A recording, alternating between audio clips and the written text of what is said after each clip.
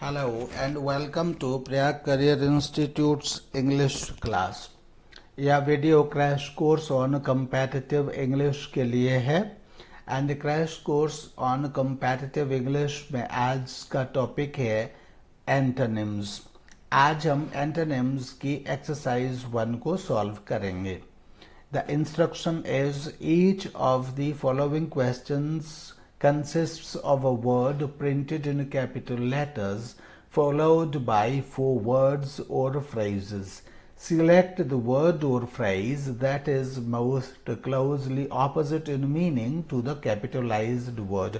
तो ये capitalised words दिए गए हैं और उनके साथ ही उनको फॉलो करते हुए 4 वर्ड्स या फ्रेजेस दिए गए हैं। इनमें से इसका सबसे ज्यादा क्लोज ऑपोजिट वर्ड या फ्रेज आपको या हमको सिलेक्ट करना है।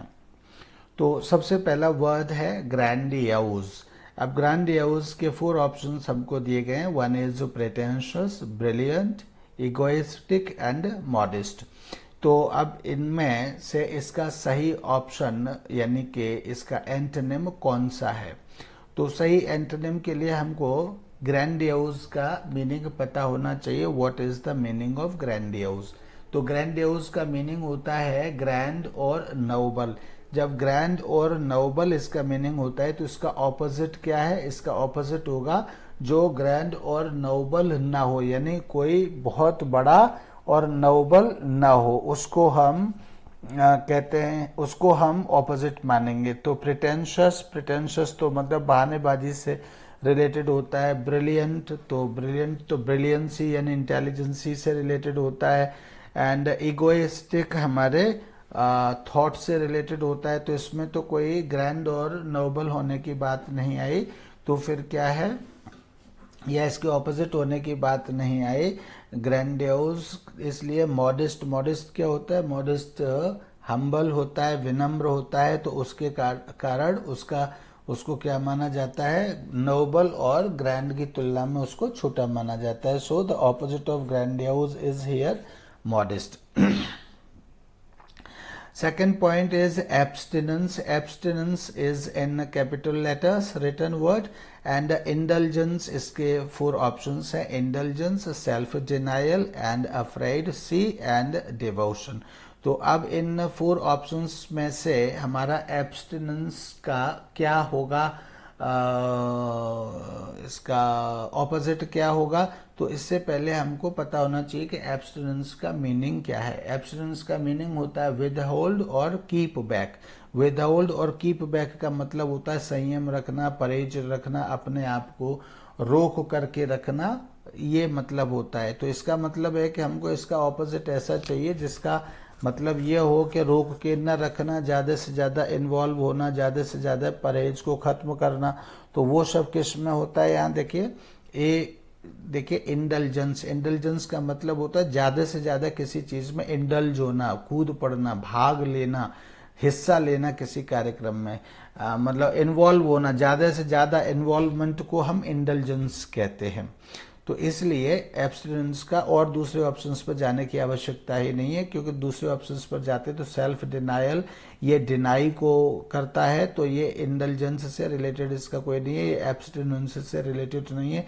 डिवोशन का मतलब आपका समर्पण से होता है, तो इसलिए इसका भी कोई मतलब नहीं। अफ्रेड का मतलब फियर से होता है, तो देयरफॉर इसका भी कोई मतलब नहीं है। इसलिए एब्स्टिनेंस का सही ऑपोजिट क्या हो जाएगा? इंडल्जेंस। इसलिए सेकंड क्वेश्चन का ऑप्शन ए सही आंसर है एंड ग्रैंडियोज में फर्स्ट क्वेश्चन का ऑप्शन डी सही आंसर है। थर्ड हमारा पॉइंट है या थर्ड क्वेश्चन है। थर्ड क्वेश्चन क्या है हमारा? थर्ड क्वेश्चन है इम्पर्मिएबल। तो इम्पर्मिएबल का मतलब होता है इम मतलब नॉट एंड पर्मिएबल। तो अगर हम इसको इम्पर्मिएबल को नॉट पर्मिएबल बना दें तो इसका देखिए सी ऑप्शन अपने आप समझ में आ जाता है कि सी ऑप्शन भी तो पर्मिएबल है। तो अगर हम इम्पर्मिएबल मतलब नॉट पर्मिएबल हो गया। नॉट पर्मिएबल का ऑपोजिट क्या हो जाएगा? पर्मिएबल, यानी नॉट हटा दें तो वो उसका ऑपोजिट हो जाएगा। तो इसलिए इम्पर्मिएबल का ऑपोजिट क्या है? पर्मिएबल, यानी थर्ड क्वेश्चन का option C is the right answer. बाकी रेजिस्टेंट और कॉन्क्रीट साउंड ये इससे मैच भी नहीं करते हैं। नाउ इनके now is the fourth question, and what is the fourth question? Fourth question is execrable. तो एक्सक्रेबल के 4 ऑप्शन है हमारे पास, repulsive, unhappy and blamed and laudable. तो एक्सक्रेबल का अब हमको इन 4 ऑप्शंस तो हमको पता चल गए, लेकिन एक्सक्रेबल का मीनिंग क्या है? एक्सक्रेबल का जब तक मीनिंग नहीं होगा तब तक हम नहीं पता कर पाएंगे। तो एक्सक्रेबल का मीनिंग है एक्सक्रेट, एक्सक्रेट प्लस ABLE से मिलकर के बना है एक्सक्रेबल। तो एक्सक्रेबल मतलब एक्सक्रेट, EXECRATE से मिलकर के बना है।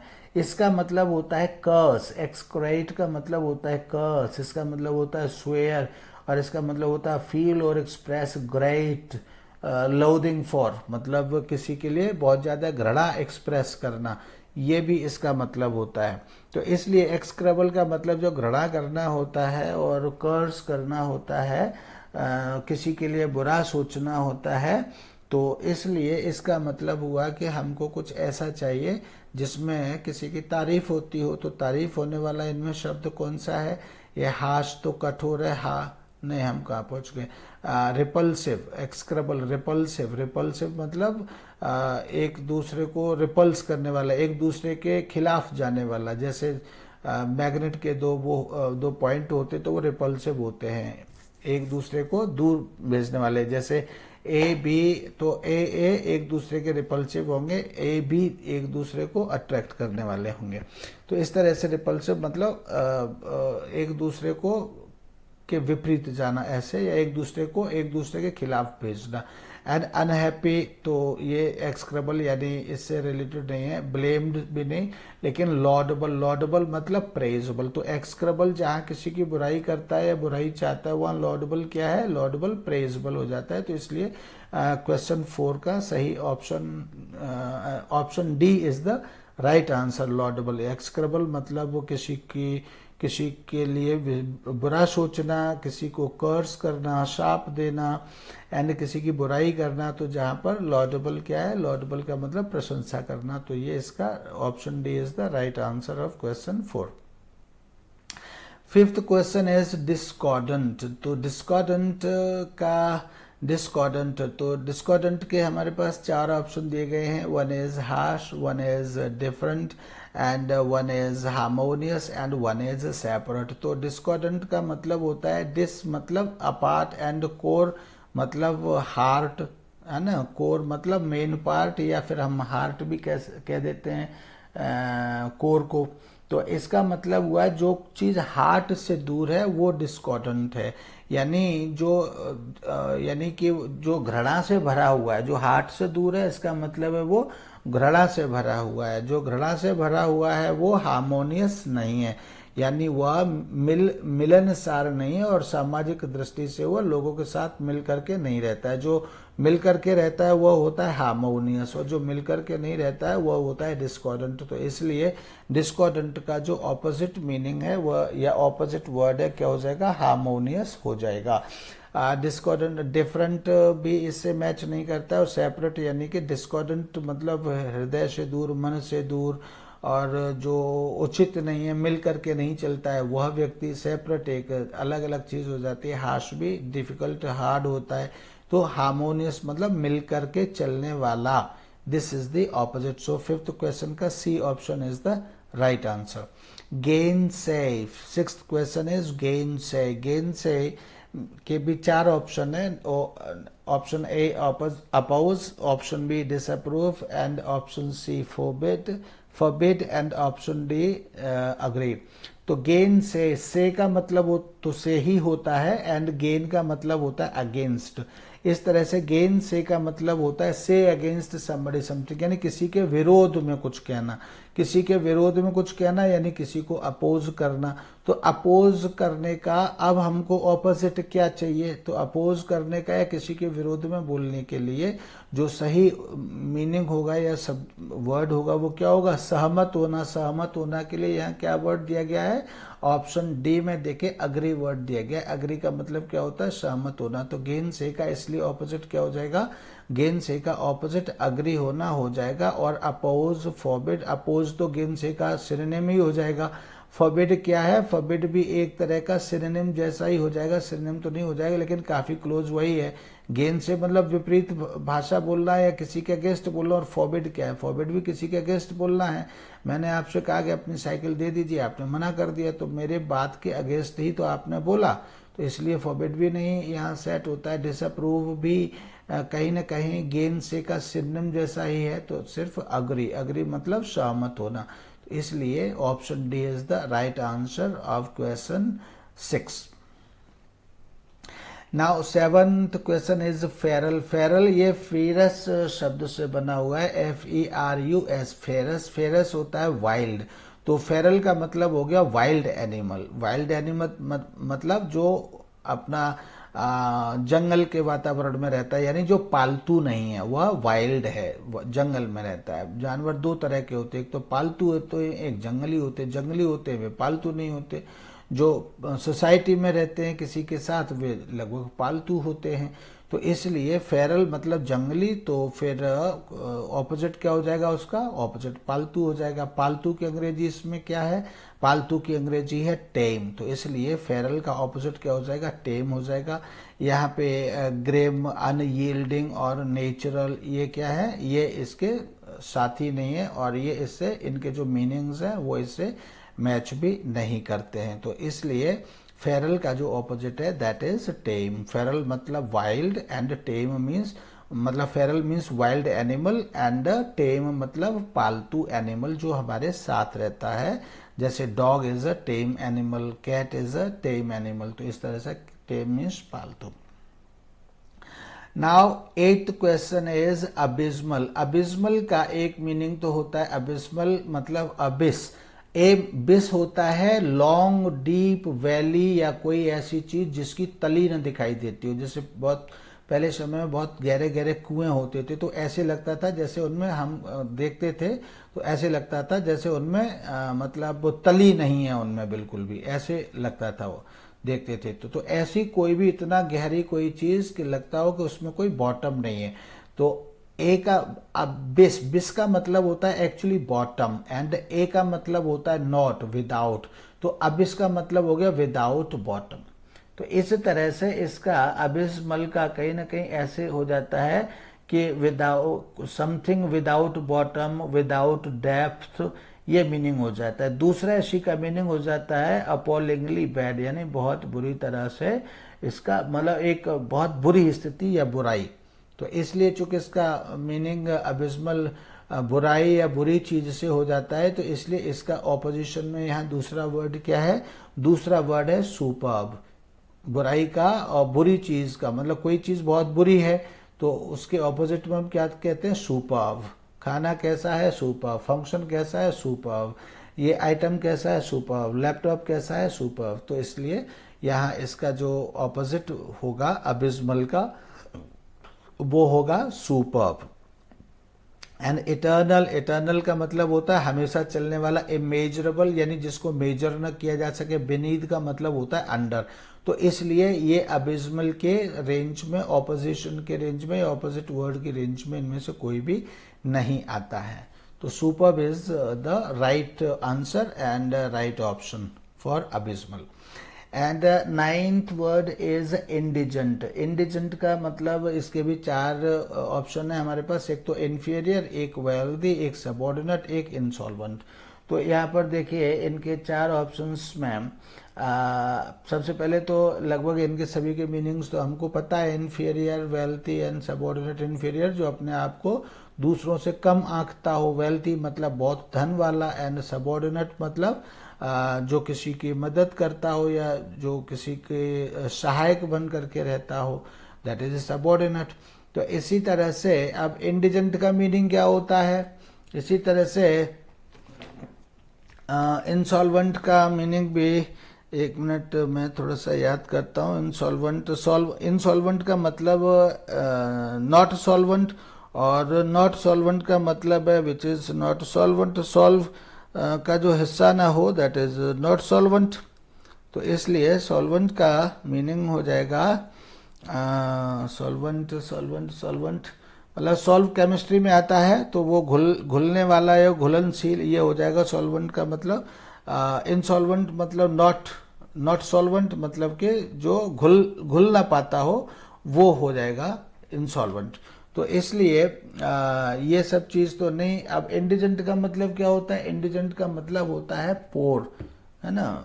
इंडिजेंट मतलब पोर, मतलब नीडी, मतलब वांटिंग, मतलब लैकिंग, मतलब किसी चीज की आवश्यकता है जिसको ज्यादा से ज्यादा, तो वो इंडिजेंट होता है। तो पोर का मतलब क्या है? जिस पर पैसा नहीं है। पैसा जिसके पास है उसको क्या कहते हैं? वेल्दी। तो इसलिए इंडिजेंट का ऑपोजिट क्या हो जाएगा? इंडिजेंट का ऑपोजिट वेल्दी हो जाएगा, वेल्दी, राइट। तो इसलिए option B is the right answer of question 9।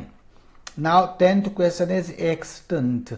अब एक्सटेंट में भी हमको 4 ऑप्शंस दिए गए। One is existing, one is fashionable, one is dynamic and one is lost. सभी के मीनिंग्स लगभग सभी को हमें को आते हैं। तो अब एक्सटेंट का मतलब क्या होता है? एक्स देखिए, एक्स होता है एक्स प्लस टेंट या टेंट, इससे ये मिलकर के बना है। तो एक्स का जो मतलब होता है आउट होता है, एक्स का मतलब आउट होता है। और एक्सटेंट का मतलब ऐसे समझिए जैसे स्टिल इन एग्जिस्टेंस और सर्वाइविंग, कोई चीज अभी भी एग्जिस्टेंस में है यानी अभी भी अस्तित्व में है और अभी भी वो चीज सर्वाइव करती है, उसको हम एक्सटेंट कहते हैं।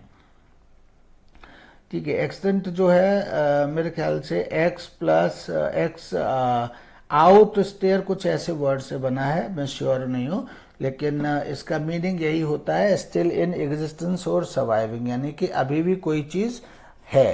तो अभी भी कोई चीज है अस्तित्व में, तो उसका क्या हो जाएगा? ऑपोजिट, उसका ऑपोजिट हो जाएगा कि अभी कोई चीज अस्तित्व में नहीं है। तो अभी कोई चीज अस्तित्व में नहीं है, उसका इसमें कोई वर्ड है तो देखिए एग्जिस्टिंग तो मतलब अस्तित्व में है ही दिखाती है। डायनामिक, ये डायनामिक एनर्जी या एफिशिएंसी को दिखाती है।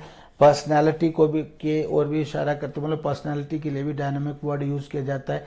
तो स्टिल एग्जिस्टिंग के अपोज में इनमें दोनों में से नहीं। फिर फैशनेबल तो हो ही नहीं सकता। तो लॉस्ट, लॉस्ट का मतलब क्या होता है? Which does not exist now, तो उसको हम कहते हैं लॉस्ट। तो इसलिए एक्सटेंट का जो ऑपोजिट हो जाएगा वो क्या हो जाएगा? लॉस्ट हो जाएगा। Lost is the right and very confident and very perfect answer for extent, क्योंकि एक्सटेंट का मतलब है स्टिल एग्जिस्टिंग सर्वाइविंग, अभी भी मतलब जीवित है और अभी भी सर्वाइव करता है। लॉस्ट का मतलब है कि अब वो सर्वाइव नहीं करता। He has lost his life, I have lost him. हाँ, टुडे क्या नाम है कौन सा, शुक्ला टुडे हैज लॉस्ट, और we have lost Shukla today. आज क्या नाम है मुझे ध्यान नहीं आ रहा शुक्ला जी का, आज वो नहीं हमारी दुनिया में मतलब इस दुनिया में नहीं रहे शुक्ला जी। आप ईश्वर उनकी आत्मा को शांति प्रदान करे, मोक्ष प्रदान करे। तो लॉस्ट इस तरह से, लॉस्ट क्या हो जाएगा? लॉस्ट इसका ऑपोजिट हो जाएगा एक्सटेंट का, राइट। इसी तरह से ग्रैंडिलोक्वेंट, ग्रैंडिलोक्वेंट, ग्रैंडिलोक्वेंट में जहां भी लोक्वेंट आता है उसका मतलब टॉक से होता है। लॉक्वेंट जहां भी आएगा, इलोक्वेंट, इलोक्वेंट मतलब, तो लॉक्वेंट, लॉक्वेंट मतलब टॉकटिव से आएगा। तो यहां जहां भी टॉक से बात करनी होगी, अब तो ग्रैंडिलोक्वेंट का मतलब क्या हो गया? ग्रैंडिलोक्वेंट का मतलब हो गया कि बढ़ा चढ़ा करके बात करना, बहुत बढ़ा चढ़ा करके बात करना। ठीक है, जैसे अभी अब मुझे याद नहीं आ रहे हैं, वैसे मन में कई जोक हैं जिनमें अपने आप को बढ़ा चढ़ा करके बात करते। फिल्मों में कई बार ऐसे दिखाते हैं कि कोई व्यक्ति 3 व्हीलर चलाता है और कहता है कि किसी ने पूछा अभी क्या करते हैं आप, कि ट्रांसपोर्ट एजेंसी है मेरी, इस तरह से कोई ऐसा कंपनी का नाम बता देते हैं। फिर उसके बाद अगर वो व्यक्ति उससे मिलने आता है तो पता चलता है कि वो तो 3 व्हीलर चलाता है। वो कहता है नहीं नहीं यही तो ट्रांसपोर्ट कंपनी है मेरी। तो इस तरह से मतलब छोटी बात को बहुत बढ़ा चढ़ा करके कहना, उसको हम ग्रैंडिलोक्वेंट कहते हैं। तो अब इसका ऑपोजिट क्या हो जाएगा? ऑपोजिट हो जाएगा कि कोई उसी बात को सीधा कह दे कि मैं 3 व्हीलर चलाता हूं भैया, आपको मेरे से मित्रता करनी है तो करिए, नहीं करनी है तो मत करिए। मेरे साथ बैठना है तो बैठिए, नहीं बैठना है तो मत बैठिए, मैं तो एक ड्राइवर हूं। इस तरह से कह दिया जाए तो क्या फर्क पड़ता है। तो इस तरह से कहने वाली बात को हम क्या कहेंगे, यानी बढ़ा चढ़ा करके तो ग्रैंडिलोक्वेंट हो गया, तो उसको बढ़ा चढ़ा करके नहीं कहेंगे, तो सीधा सीधा हम इस तरह से कह देंगे कि भैया मैं तो ड्राइवर हूँ, या मैं तो एक छोटा सा टीचर हूँ एंड नथिंग एल्स, मैं कोई राजनीतिज्ञ नहीं हूँ, बहुत बड़ा कोई नेता नहीं हूँ, अरबों खरबों का या करोड़ों का मेरा व्यापार नहीं है। तो ये इस बात को ऐसे हमने सीधी सीधी कोई बात कह दी, तो सीधी सीधी के लिए हम क्या अंग्रेजी लगाएंगे, स्ट्रेट। तो स्ट्रेट तो इसमें वर्ड आ रहा है, तो इसका मतलब है कि ग्रैंडिलोक्वेंट का हमारा जो ऑपोजिट वर्ड है वो क्या हो गया, स्ट्रेट फॉरवर्ड हो गया। हम सीधी सीधी कोई बात कह दें तो बहुत स्ट्रेट फॉरवर्ड। आपने सुना भी होगा कि फला टीचर या फला व्यक्ति या फला लीडर या फला सन्यासी महाराज, वो स्ट्रेट फॉरवर्ड है। आपके घर में भी कोई होगा जो स्ट्रेट फॉरवर्ड होगा। इनको हिंदी में कई बार हम मुंह फट भी कहते हैं, हालांकि मुंह फट इनके लिए सही नहीं है, लेकिन फिर भी कई बार लोग ऐसे लोगों को मुंह फट यानी सीधी बात किसी के मुंह पर ही कह देते हैं, तो उनको लोग कई बार मुंह फट कह देते हैं, लेकिन कहना नहीं चाहिए मुंह फट, और वो सही वर्ड भी नहीं है उनके लिए। स्ट्रेट फॉरवर्ड ऐसे लोग होते हैं। एंड ये जो रिडंडेंट है, ये भी एक इसका भी मतलब अनावश्यक है। ओवर बियरिंग, ओवर बियरिंग मतलब जरूरत से ज्यादा बियरिंग करना। इलेबोरेट, इलेबोरेट का मतलब भी बढ़ा चढ़ा करके कहना होता है, लेकिन इसका इलेबोरेट का एक पॉजिटिव मीनिंग होता है। किसी चीज को, जैसे हमने कहा कि ये पॉइंट है, इस पॉइंट को इलेबोरेट करिए, यानी इस पॉइंट को और ज्यादा डीप में जाते हुए समझाइए, तो इसका थोड़ा सा पॉजिटिव मीनिंग भी हो जाता है। इसी तरह से now twelfth question is autonomous. तो ऑटोनमस के हमारे पास चार ऑप्शन है। One is absolute and one is separate, B and C is self directed and D is dependent. तो ऑटोनमस का मतलब क्या होता है? ऑटोनमस का मतलब होता है सेल्फ रूल। ऑटोनमस मतलब सेल्फ रूल, यानी ओटो प्लस नमस। तो ओटो का मतलब तो होता है सेल्फ, और नमस का मतलब कहीं ना कहीं होता है कस्टम और लॉ। इसका मतलब सेल्फ गवर्नमेंट और सेल्फ रूल। तो इस तरह से अपना मतलब ऑटोनमस का मतलब हो जाता है सेल्फ रूल। तो जब सेल्फ रूल है तो इसका मतलब है कि हम किसी के ऊपर निर्भर नहीं है। तो अगर ऑटोनमस नहीं होगा, यानी इसका ऑपोजिट होगा, तो ऑपोजिट का मतलब क्या है? हम किसी के ऊपर निर्भर हैं। ऑटोनमस हैं, इसका मतलब है कि हम किसी के ऊपर निर्भर नहीं है, हम सारे डिसीजन हम खुद लेते हैं। ऑटो का मतलब सेल्फ होता है, तो हम सारे डिसीजंस खुद लेते हैं, हम खुद अपने आप को तैयार करते हैं। लेकिन अगर हम ऑटोनमस ना हो, अगर कोई व्यक्ति सपोज करिए ऑटोनमस नहीं है, तो फिर वो क्या है? फिर वो डिपेंडेंट है। घर में कोई एक ही व्यक्ति ऑटोनमस होता है, बाकी सब क्या होते हैं? बाकी सब तो डिपेंडेंट होते हैं। बच्चे क्या होते हैं? ऑटोनमस होते हैं या डिपेंडेंट होते हैं? बच्चे डिपेंडेंट होते हैं परिवार में। एंड जो बड़ा फैमिली मेंबर होता है वो ऑटोनमस होता है, यानी वो सेल्फ उसकी गवर्नमेंट होती है। तो इसी तरह से भारत में जो अभी गवर्नमेंट है वो ऑटोनमस है। ऑटोनमस मतलब सेल्फ गवर्नमेंट है, हालांकि डेमोक्रेसी है। कौन सी फॉर्म है? डेमोक्रेसी फॉर्म है, लेकिन है तो क्या ऑटोनमस, यानी कि भारत की है, इसमें किसी दूसरे देश का कोई हस्तक्षेप नहीं है, इसलिए मैंने इसको ऑटोनमस कहा। तो इसका विपरीत क्या होगा? जब हम ऑटोनमस नहीं थे तब हम क्या थे? तब हम 15 अगस्त को कौन सा डे मनाया जाता है? इंडिपेंडेंट डे मनाया जाता है। यानी जब हम ऑटोनमस नहीं थे तब हम डिपेंडेंट थे, अब हम क्या है? इंडिपेंडेंट है। तो इसका मतलब है ऑटोनमस का ऑपोजिट क्या होगा? ऑटोनमस का ऑपोजिट होगा डिपेंडेंट। यानी ऑटोनमस में हम किसी पर निर्भर नहीं है, और उसके ऑपोजिट में हम डिपेंडेंट हो गए, यानी कि हम निर्भर हो गए। तो इसलिए ऑप्शन डी, 12th क्वेश्चन का option D is the right answer. Grandiloquent का भी मैंने बता दिया था, option C is the right answer. Extant का ऑप्शन डी, यानी 10th क्वेश्चन का option D is the right answer. And इसके बाद है डिफॉल्ट। डिफॉल्ट का मतलब होता है किसी को चीट करना, पेमेंट न देना, फेल टू पे मनी, ये होता है डिफॉल्ट का मीनिंग। तो जब वो फेल टू पे और डू नॉट पे या do not make a payment, तो इसका मतलब क्या हुआ? Making a payment will be opposite. तो डिफॉल्ट मतलब चीट, नॉट पे मनी, तो इसका ऑपोजिट क्या हो जाएगा? यानी पे मनी। तो पे मनी का मतलब यहाँ क्या है? पेमेंट है। तो इसलिए डिफॉल्ट का ऑपोजिट यहाँ पर हो जाएगा payment. And unlimited principal and evasion, ये सब इनके अलग अलग मीनिंग है और इनमें कोई ऐसा मीनिंग मेरे ख्याल से वर्ड नहीं है जो ना आता हो। एवेजन, एवेजन का मतलब एवेड का नाउन फॉर्म एवेजन है। एवेजन का मतलब होता है किसी तरह से अपने आप को बचा करके भाग जाना, दुबक जाना, दुबक करके भाग जाना या छिप करके किसी तरह से निकल जाना, उसको हम एवेड कहते हैं। जेल से भाग जाना वो एवेड है। पन्नाधाय ने अपने बालक को तो वहां सुला दिया, चंदन को शायद, और अपने बच्चे को सुला करके चंदन को वहां से बाहर निकाल ले गई, शायद ऐसा था। तो चंदन को क्या किया उन्होंने, इवेड किया, राइट। शिवाजी महाराज अगर वो लाल किला से कूद करके भाग गए तो उन्होंने क्या किया, अपने आप को इवेड किया था। इसके बाद है 14th वर्ड यूफोरिया। तो यूफोरिया का मतलब क्या होता है, यूफोरिया का मतलब होता है a feeling of extreme happiness और confidence. A feeling of extreme happiness और कॉन्फिडेंस, यानी बहुत अच्छी प्रसन्नता की स्थिति को हम यूफोरिया कहते हैं। तो यूफोरिया का मीनिंग तो ये हो गया एक्सट्रीम हैप्पीनेस, ठीक है, फीलिंग ऑफ एक्सट्रीम हैप्पीनेस और कॉन्फिडेंस हो गया। तो अब इसका ऑपोजिट क्या होगा, ऑपोजिट होगा जो असीमित आनंद और जो बढ़िया जो आनंद का अनुभव है जो न देता हो, है ना, जो उत्साह न देता हो, आनंद जो न देता हो, आनंदहीन हो। तो इसका जो वर्ड है वो यहाँ पर क्या है, ये सभी तो एक्साइटमेंट तो लगभग रोमांचित करने वाला ही होता है, स्टिमुलेशन भी उत्साह पैदा करने वाला ही होता है। डिस्पेयर जो है वो क्या है, डिस्पेयर का मतलब होता है आनंदहीन, यानी you do not gate entertainment from this, यानी कि डिस्पेयर यानी दुखी।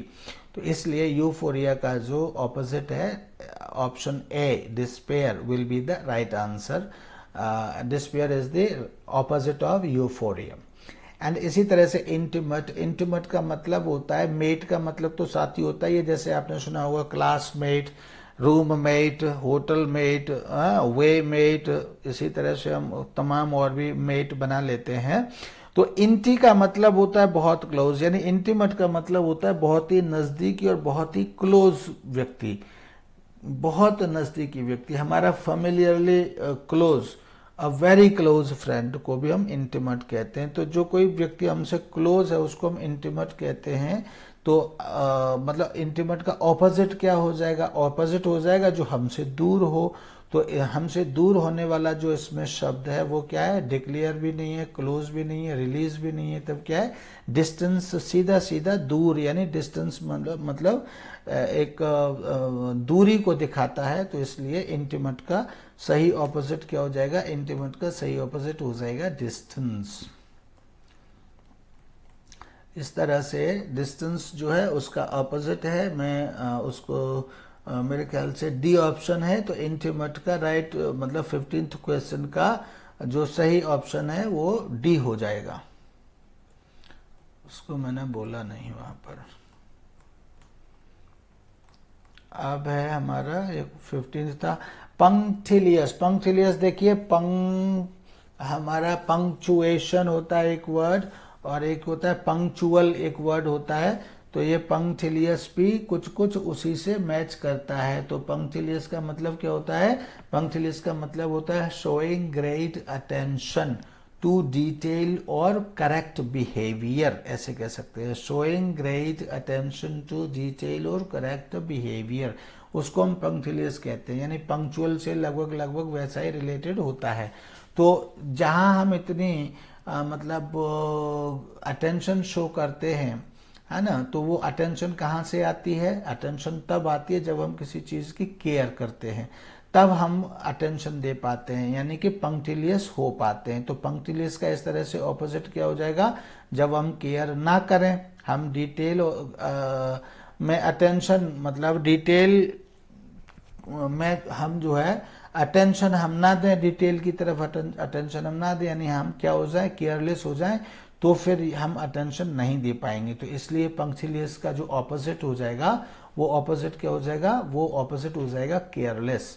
फॉर्मर मतलब फॉर्मर का मतलब एक्स होता है, मॉडरेट मॉडरेट का मतलब वो बैलेंस्ड होता है, ऑब्जर्वेंट मतलब person who observes, that is observant. तो केयरलेस, केयरलेस मतलब हु डज नॉट पे और मेक केयर, और हु डज नॉट केयर, जो व्यक्ति केयर नहीं करता वो केयरलेस होता है। तो पंक्टिलियस हमेशा केयर से आती है, और जब केयर नहीं करते हैं तो वे केयरलेस हो जाते हैं।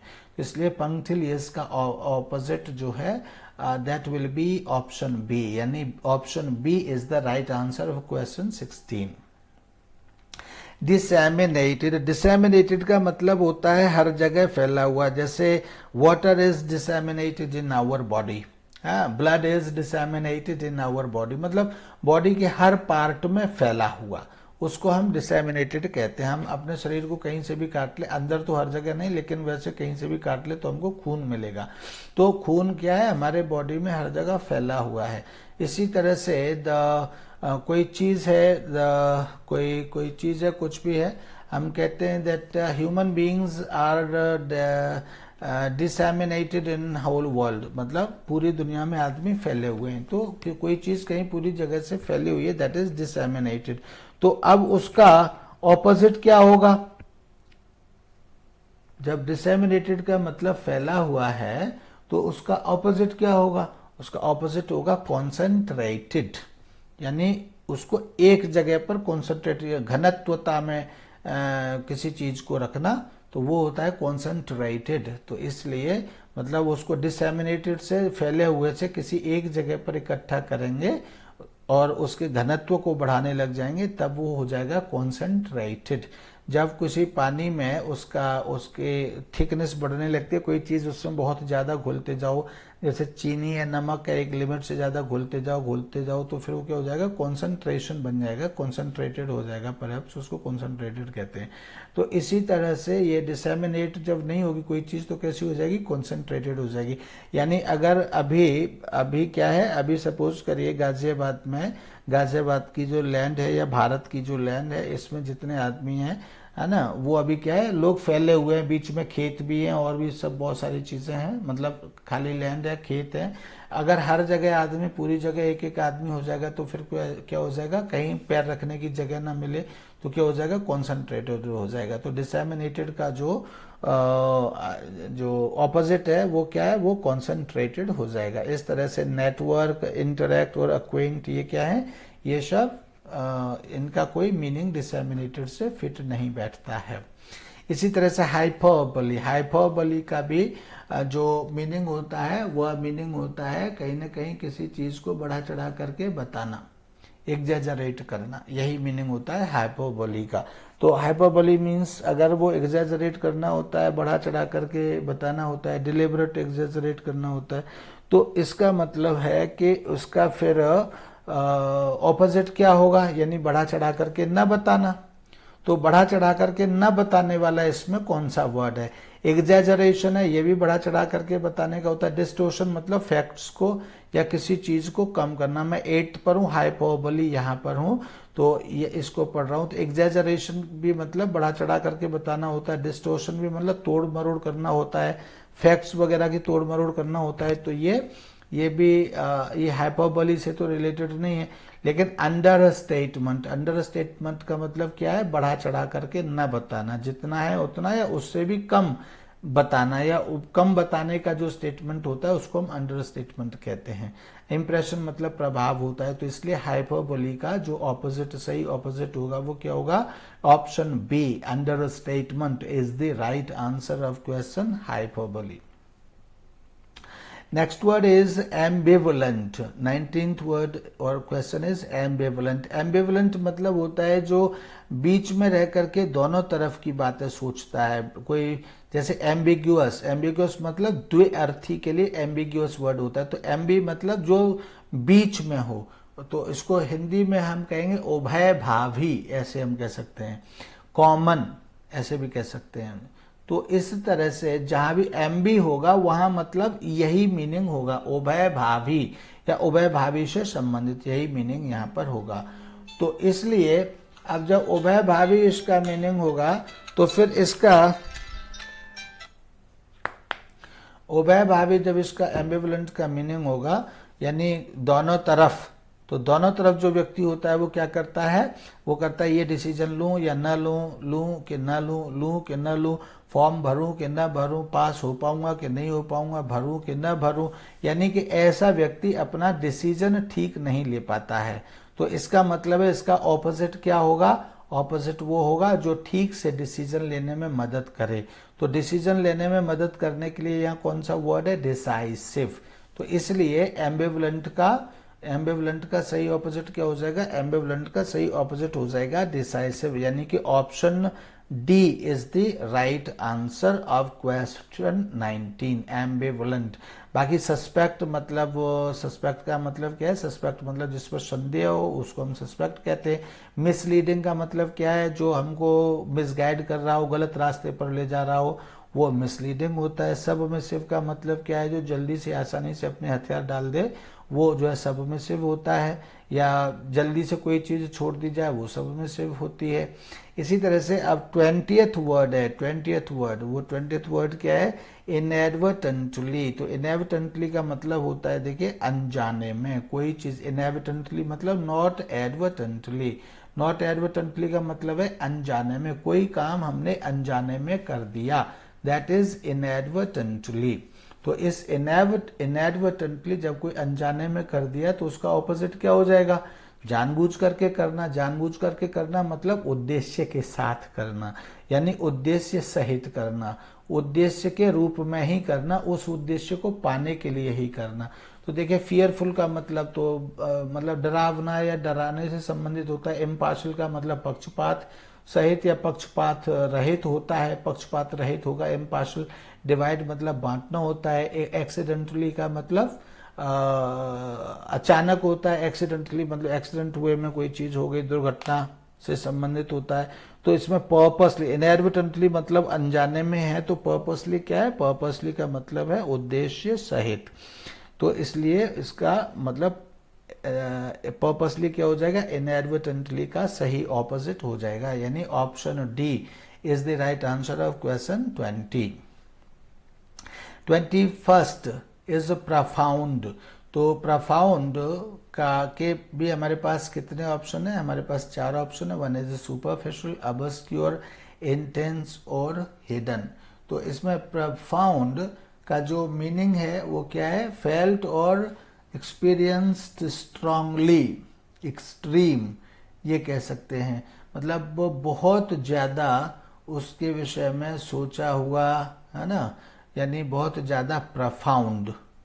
प्रफाउंड मतलब बहुत ज्यादा प्रगाढ़, हम ऐसे कह सकते हैं। और बहुत ज्यादा स्ट्रांग ऐसे कह सकते हैं। तो इसका जो ऑपोजिट होगा वो ऑपोजिट क्या होगा, प्रगाढ़। प्रगाढ़ होता है वो कठोरता की ओर होता है, कंसंट्रेशन की ओर होता है।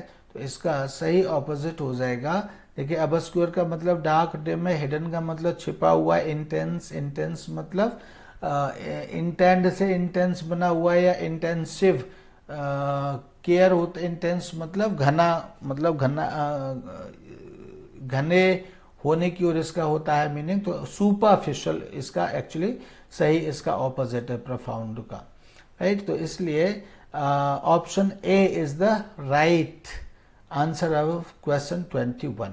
इसी तरह से गैरलस, गैरलस का मतलब भी होता है टॉकटिव यानी बातूनी। तो इसके 4 ऑप्शन हैं। ऑप्शन ए में तो टॉकटिव लिखा ही हुआ है, बी में फ्रैंक लिखा हुआ है। अगर बी में फ्रैंक है तो फ्रैंक भी क्या है, टॉकटिव को ही सपोर्ट करता है, गैरलस को ही सपोर्ट करता है। एंड सी क्या है, एनलाइटनिंग, तो ये भी मतलब या तो टॉक को ही सपोर्ट करता है या फिर एकदम इससे अलग है। लेकिन टैसिटर्न, TACITURN, टैसिटर्न, टैसिटर्न का मतलब होता है रिजर्व रहना, बिल्कुल भी बातचीत न करना, सारी चीजें एक एक बात सोच समझ करके ही बोलना। तो इसलिए गैरलस का मतलब जहाँ टॉकटिव होता है यहाँ इसका मतलब रिजर्व्ड होता है। तो इसलिए रिजर्व्ड होता है और बहुत सोच समझ के बोलना। कम्युनिकेट या तो ना करना या बहुत कम करना कम्युनिकेट। तो इसलिए गैरलस का जो ऑपोजिट हो जाएगा that will be option D. And option D is the right answer of the question number 22. फ्रूगैलिटी 23. फ्रूगैलिटी का मतलब होता है the state of being frugal, हम कह सकते हैं the state of being frugal होता है फ्रूगैलिटी। और फ्रूगल का मतलब क्या होता है? फ्रूगल का मतलब होता है अपने आप में मतलब बहुत सोच समझ करके खर्च करना, बहुत ही मतलब जब कोई खर्च कर रहा हो तो अपने सावधान रहना, केयरफुल रहना, केयरफुल व्हेन यूजिंग मनी। और फूड मतलब खाना पीने की कोई चीज या पैसा खर्च करते समय बहुत सावधान रहना, तो उसको हम फ्रूगल कहते हैं। तो फ्रूगल की ही स्टेट क्या है? फ्रूगैलिटी है। तो इसका जो मतलब इतना सावधान रहना, तो उसको हम फ्रूगैलिटी कहते हैं, स्वल्प व्ययता ऐसे कह सकते हैं हम। ठीक है, तो अब इसके ऑप्शन है 4 थ्रिफ्ट है एक। तो थ्रिफ्ट का तो मतलब ही होता है किफायत, तो फ्रूगैलिटी का भी मतलब किफायत से ही रिलेटेड है, तो ये तो नहीं चलेगा। डेग्रेडेशन का मतलब होता है मतलब ग्रेडेशन को कम करना या रोकना, तो वो उसको जो है ना दैट इज डेग्रेडेशन। जेनरोसिटी क्या है? जेनरोसिटी होती है उदारता। उस उदारता में क्या करते हैं? हम खर्च करते हैं बिना ये देखे कितना होगा क्या हो गया। तो इसलिए प्रोविडेंस का भी मतलब होता है उपलब्धता, तो इसलिए ये सब वर्ड तो नहीं हो सकते यहाँ। तो जेनरोसिटी उदारता से संबंधित है, तो इसलिए फ्रूगैलिटी का जो सही ऑपोजिट या विपरीत अर्थ रखने वाला शब्द हो जाएगा दैट इज जेनरोसिटी। तो इसलिए option B is the right answer of question number 23। 24 accretion का मतलब होता है bit by bit get deposited somewhere else, मतलब किसी चीज पर कोई चीज थोड़ी थोड़ी करके जम जाना। जैसे कि अगर हम अपना जैसे मेरे एक कबर्ड है यहाँ पर, अगर इसको हम 15 दिन इसको हाथ नहीं लगाते हैं तो धीमे धीमे उस पर क्या होता है? बहुत धूल की मोटी परत चढ़ जाती है। तो थोड़ा थोड़ा करके इकट्ठा होता रहना, वो क्या है? वो अक्रेशन होता है। जैसे आपने सुना होगा, पढ़ा होगा कभी 9th 10th में, ये टॉपिक आता है कि जमीन के जो ऊपर की फर्स्ट लेयर होती है, जो उपजाऊ होती है, वो 500 साल में शायद आधा इंच या 1 इंच ऐसी कुछ डेवलप हो पाती है जमीन पे। उपजाऊ भूमि में 500 साल में 1 इंच या आधा इंच शायद, ऐसा मुझे ध्यान नहीं है। तो इसको ये धीमे धीमे होता है, तो इसको हम कहते हैं अक्रेशन। इसी तरह से हमारे जो घरों के जो पाइप है नाली वाली के, मतलब जिनसे रेन वाटर वगैरह जाता है, या और दूसरे पाइप हैं जिनसे पानी वानी निकलता है, तो उनमें पानी के साथ जो भी चीजें आती हैं वो थोड़ी थोड़ी उन पाइप्स में जमती रहती है, और धीमे धीमे एक ऐसी स्थिति आ जाती है कि वो जम जाते हैं पाइप। यानी कई बार तो उनमें से पानी बहना भी बंद कर देता है, इतना वो सब जम जाते हैं। तो उसी को कहते हैं अक्रेशन। अब धीमे धीमे ये चीज, इसका मतलब ऑपोजिट क्या हो जाएगा? ऑपोजिट हो जाएगा कि धीमे धीमे ये चीज खत्म हो। जैसे हड्डियां हैं, हड्डियां या कई दीवार पर आपने देखा होगा कि दीवार पर कई बार कुछ ऐसा कुछ मतलब कुछ ऐसी खराब मिट्टी की कुछ ईंटें होती हैं, तो वो धीमे धीमे झड़ती हैं, धीमे धीमे झड़ झड़ के क्या है? वो पूरी दीवार खत्म हो जाती है। तो ऐसी स्थिति होगी, इसका ऑपोजिट मीनिंग, अक्रेशन का ऑपोजिट ऐसी स्थिति होगी।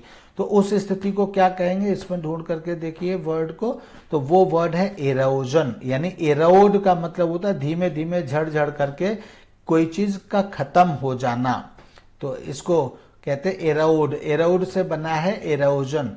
जहां भी डी आता है, अगर किसी स्पेलिंग के लास्ट में डी आएगा तो उसका जो नाउन फॉर्म बनेगा वो नाउन फॉर्म SION ही बनेगा। तो एरोड से बना है एरोजन, तो इसलिए अक्रेशन का ऑपोजिट क्या हो जाएगा? एरोजन हो जाएगा, राइट। बाकी तो स्टैक, एडिशन और प्रोसेशन, ये तो सब इनके मतलब मीनिंग है ही नहीं, राइट। तो इसलिए इसका जो अक्रेशन का ऑपोजिट क्या हो जाएगा? दैट इज इरोजन हो जाएगा। And now next word is equable. Now next word is equable. तो एक्वेबल का मतलब क्या होता है? एक्वेबल का मतलब होता है नॉट चेंजिंग सडनली, मतलब अपने आप में कोई चीज चेंज ना करें और स्थिर रहे। कोई चीज स्थिर रहती है, यूनिफॉर्म रहती है, उसको हम कहते हैं एक्वेबल। यानी मतलब स्थिर है। जैसे आपने कोई बात कह दी, वचन का पक्का, जैसे एक तरह से आपने कोई बात कह दी और आप अपनी बात पर अड़े हैं, तो आप एक्वेबल हैं। ठीक है, तो आप एक्वेबल हैं। तो इसलिए एक्वेबल। अब क्या होगा? जो जो अपनी बात पर अड़िग न रहे और वो कभी भी बदल जाए, तो वो क्या हो जाएगा? जो अपनी बात से बदल जाए, पलट जाए, वो क्या हो जाएगा? तो उसका मीनिंग, जहां देखिए काम का मतलब शांत होता है, स्टेबल का भी मतलब स्थिर होता है, तो एक्वेबल के लगभग कहीं ना कहीं इक्वल हो गया। स्टैंडर्डाइज भी रिलेटेड टू स्टैंडर्ड होता है, वो वर्ब फॉर्म हो गई स्टैंडर्डाइज। तो जंपी, जंपी क्या है? उलट, मतलब जंप मार जाना। कहा है कि ठीक है ये काम करेंगे और जंप मार के दूसरे पाले में पहुंच जाना। तो इसलिए जो एक्वेबल का ऑपोजिट हो जाएगा वो क्या हो जाएगा? Opposite of equable will be jumpy. So option D of question 25 is the right answer. तो चलिए, thank you, that's all for today. ये इस एक्सरसाइज को हमने किया। अगर वैसे तो इसमें इसका हमारा एड्रेस वगैरह, फ़ोन नंबर सब कुछ लिखा हुआ है एक्सरसाइज के ऊपर, लेकिन फिर भी अगर कोई प्रॉब्लम है, you can ask me on either in comments, you can write and send your message through comment, and otherwise you can write to me through your email and send me. अगर कोई भी आपका सुझाव है, सलाह है, whatever you want to give me, you can send me.